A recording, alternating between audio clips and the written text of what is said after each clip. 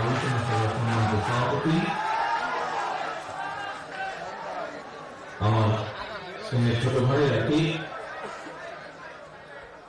মঞ্চে উপস্থিত বাংলাদেশ জাতীয়তাবাদী দলের সম্মানিত মহাসচিব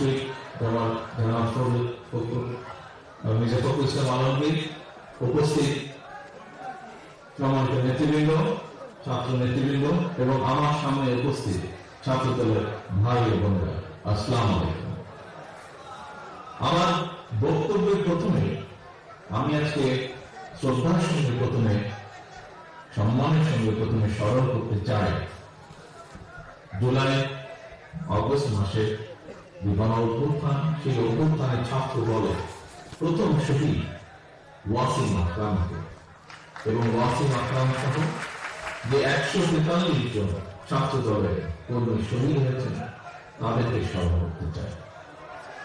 আমি একই সাথে আজকের এই 46তম প্রতিষ্ঠা বার্ষিকীতে স্মরণ করতে চাই বিগত 15 বছর ধরে স্বৈরাচার বিরোধী আন্দোলনে ছাত্র দলের যে সকল সহকর্মীবৃন্দ শহীদ হয়েছেন, নুরুজ্জামান জনি সহ, নুরুল আলম নুরু সহ হাজারো শত শত হাজারো সহকর্মীবৃন্দ যারা শহীদ হয়েছেন, গুম হয়েছেন, খুন হয়েছেন, তাদেরকে স্মরণ করতে চাই। প্রিয় সহকর্মীবৃন্দ, দেশ এবং জনগণের কাঁধে চেপে বসে ফ্যাসিস্ট মাফিয়ার অপমানজনক পলায়নের মধ্য দিয়ে পার হল ঐতিহাসিক 2024 সাল। নিরাপদ সমৃদ্ধ বাংলাদেশ গড়ার অপার সম্ভাবনা নিয়ে আর একটি নতুন বছরের যাত্রা শুরু হলো আজ থেকে। নতুন বছরের শুরুতে দেশের বীর ছাত্র জনতাকে জানাই ইংরেজি নববর্ষের শুভেচ্ছা। একই সঙ্গে আমি সারা দেশে বাংলাদেশ জাতীয়তাবাদী ছাত্র দলের সর্বস্তরে নেতা কর্মী, শুভাকাঙ্ক্ষী সমর্থকদের জানাই সংগঠনের 46তম প্রতিষ্ঠা বার্ষিকীর শুভেচ্ছা ও অভিনন্দন। ছাত্র দলের প্রতিষ্ঠা বার্ষিকীর এই শুভ লগ্নে স্বাধীনতার ঘোষক বাংলাদেশ জাতীয়তাবাদী ছাত্র দলের প্রতিষ্ঠাতা এবং আদর্শিক নেতা রাষ্ট্রপতি জিয়া রহমানের একটি উক্তি বিশেষভাবে স্মরণ করতে চাই। দেশের শিক্ষা ব্যবস্থাকে আধুনিক, কর্মমুখী এবং সময়োপযোগী করে গড়ে তুলতে স্বাধীনতার ঘোষক শহীদ জিয়া বলেছিলেন, উৎপাদনমুখী শিক্ষা ব্যবস্থায় আমাদের লক্ষ্য। সেই লক্ষ্য অর্জনে শিক্ষা, ঐক্য প্রভৃতি স্লোগান নিয়ে 1979 সালে 1 জানুয়ারি থেকে জাতীয়তাবাদী ছাত্র দলের গৌরবময় পথ চলা শুরু হয়েছিল। আজকে যারা আলোচক বৃন্দ ছিলেন, বিশেষ করে জাতীয়তাবাদী ছাত্র দলের যে সকল নেতৃবৃন্দ এখানে বক্তব্য রেখেছেন, সবার বক্তব্য থেকে একটি কথা বেরিয়ে এসেছে, সেটি হল না চড়াই উত্তরায় করি বাংলাদেশ জাতীয়তাবাদী ছাত্র দল বর্তমানে দেশে ছাত্র সমাজে সবার কাছে জনপ্রিয় সংগঠন পরিণত হয়েছে।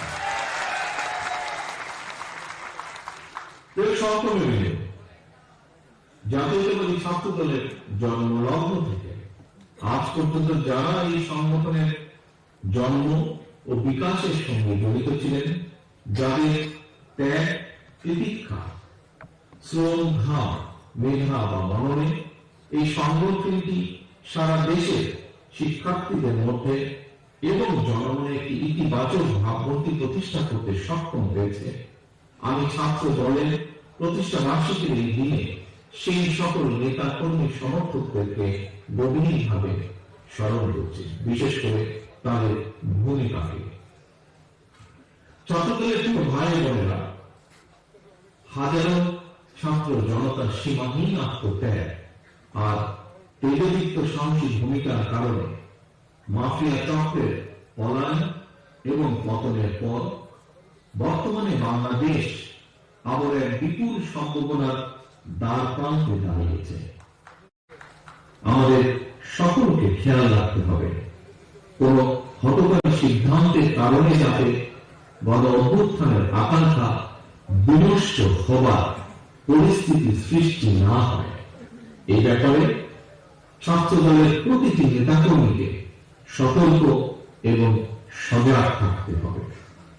মনে রাখা দরকার, লোভ বা লাভের ঊর্ধ্বে উঠে ভবিষ্যৎ প্রজন্মের জন্য একটি নিরাপদ এবং স্বাবলম্বী বাংলাদেশ গড়তে বিশেষ করে ছাত্র তরুণদের ভূমিকা অপরিসীম। বাংলাদেশকে আন্তর্জাতিক বিশ্বে একটি কার্যকর এবং প্রভাবশালী রাষ্ট্রের ভূমিকায় দেখতে চাইলে, বাংলাদেশ নামক রাষ্ট্রের একজন মর্যাদাবান নাগরিক হিসেবে বেঁচে থাকতে চাইলে জ্ঞানভিত্তিক সমাজ ও রাষ্ট্র গঠনের কোন বিকল্প নেই। সুতরাং প্রিয় ছাত্র দলের ভাই বোনেরা, তোমাদের তো অবশ্যই মনে রাখতে হবে, শিক্ষার্থীরাই জ্ঞানভিত্তিক রাষ্ট্র ও সমাজ গঠনের প্রধান হাতিয়ার। রাষ্ট্র এবং রাজনীতি সম্পর্কে শিক্ষার্থীদের অবশ্যই সচেতন থাকতে হবে। তবে শিক্ষার্থী হিসাবে তোমাদের প্রথম এবং প্রধান লক্ষ্য হতে হবে লেখাপড়া, লেখাপড়া এবং লেখাপড়া। প্রিয় ছাত্রছাত্রী ভাই বোনেরা, দেশকে কাগজের রাষ্ট্রে পরিণত করে রাখতে পলাতক স্বৈরাচার গত 1.5 দশকে দেশের রাষ্ট্র ব্যবস্থা, শিক্ষা ব্যবস্থা প্রায় ধ্বংস করে দিয়েছিল। এটি ছিল দেশকে অকার্যকর রাষ্ট্রে পরিণত করে একটি সুদূর প্রসারী ষড়যন্ত্রের অংশ।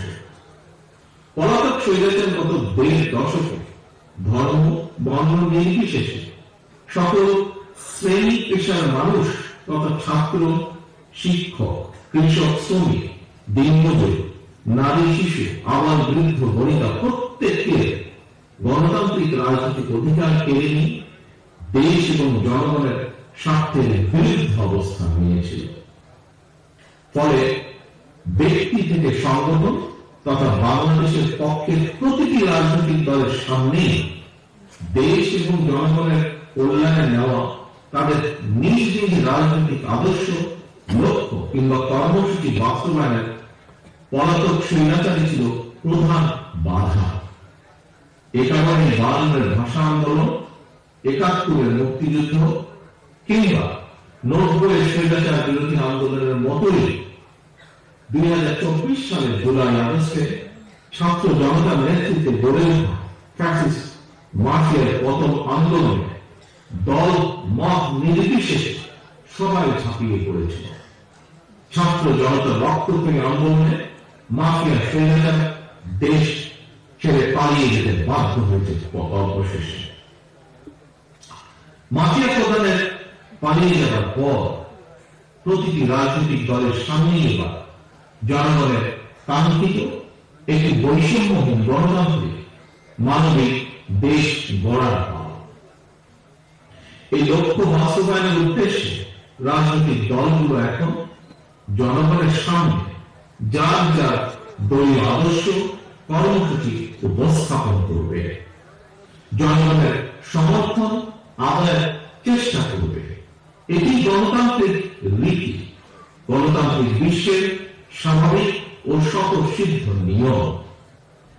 এমন অবস্থায় কোন কোন মহল থেকে সংস্কার নাকি নির্বাচন এই ধরনের জিজ্ঞাসাকে বিএনপি, বাংলাদেশ জাতীয়তাবাদী দল তথা দেশপ্রেমিক সকল মানুষ, সকল রাজনৈতিক দল স্রেফ অসৎ উদ্দেশ্য প্রণীত তর্ক বলে বিবেচনা করে।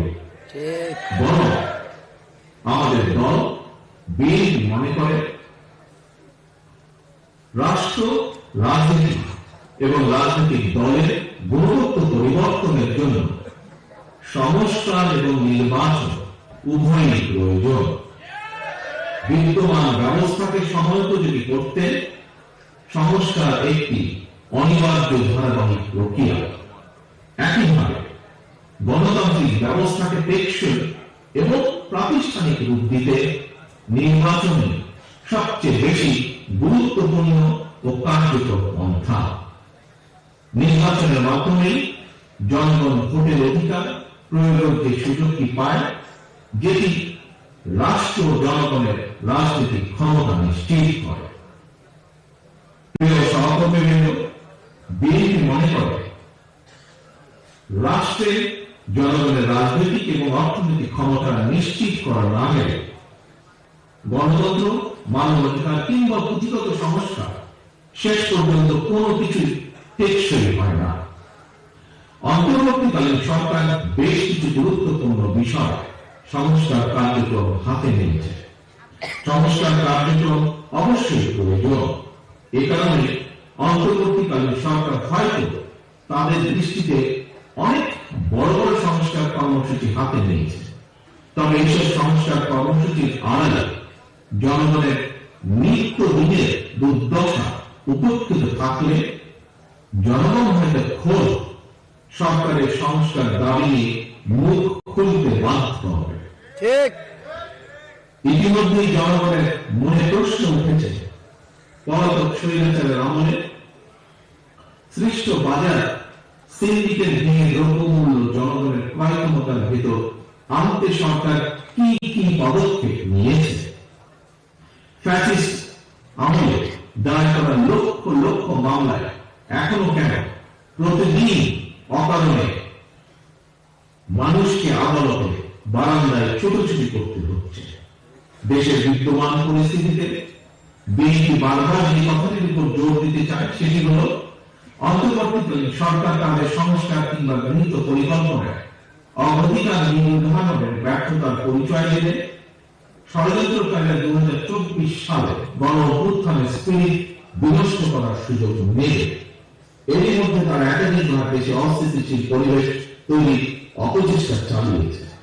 হাজারো ছাত্র জনতার রক্তের উপর প্রতিষ্ঠিত বর্তমান অন্তর্বর্তীকালীন সরকারের ব্যর্থতা বাংলাদেশের গণতন্ত্রের পক্ষের শক্তি দেখতে চায় না। এ কারণেই জনগণের পক্ষের রাজনৈতিক দল হিসেবে বিএনপি অন্তর্বর্তীকালীন সরকারের প্রতি সমর্থন অব্যাহত রেখেছে। প্রিয় দেশবাসী, রাষ্ট্র এবং সরকারের বিদ্যমান বিধি ব্যবস্থা নিয়ে তরুণদের মনে অনেক প্রশ্ন রয়েছে এবং আমরা মনে করি এই প্রশ্নগুলো থাকাটাই স্বাভাবিক। 2009 সাল থেকে এ পর্যন্ত ভোটার তালিকায় প্রায় 3.5 কোটি ভোটার যুক্ত হয়েছে। তারা ভোটার হলেও আজ পর্যন্ত তারা একটি জাতীয় নির্বাচন কিংবা স্থানীয় নির্বাচনে ভোট দিতে পারে। তারা পারেনি নিজেদের পছন্দের প্রার্থীকে ভোট দিয়ে জনপ্রতিনিধি নির্বাচিত করতে, অথবা ইচ্ছা থাকলেও তারা কেউ নিজেরাও জনপ্রতিনিধি নির্বাচিত হওয়ার সুযোগ পায়নি। সুতরাং রাষ্ট্র ও রাজনীতি সরকার প্রচলিত বিধি ব্যবস্থা সংস্কার করে আর উন্নত এবং ব্যবস্থার পক্ষে তরুণরা অবস্থান নেবে সমাজ পরিবর্তনের লক্ষ্যে।